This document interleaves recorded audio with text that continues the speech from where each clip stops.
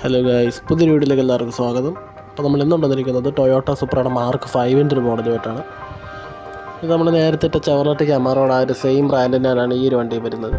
പക്ഷേ അതിനേക്കാളും നല്ലൊരു ഡീറ്റെയിലിങ് കാര്യങ്ങളൊക്കെ ചെയ്തിട്ടുണ്ട്. അതുകൊണ്ട് ഞാനിത് മേടിച്ച് 150 റുപ്പീസേ ആയിട്ടുള്ളൂ.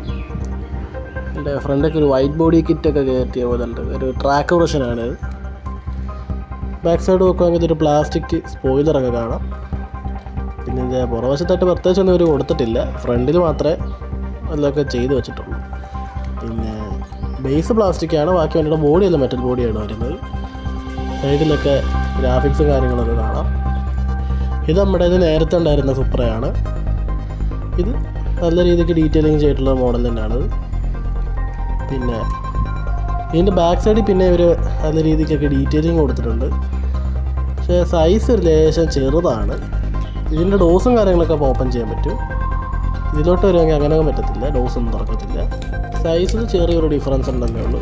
1:43 സ്കെയിലാണ് ഈ ഒരു ഫ്ലോറസൻ്റ് യെല്ലോ സൂപ്പർ വരുന്നത്.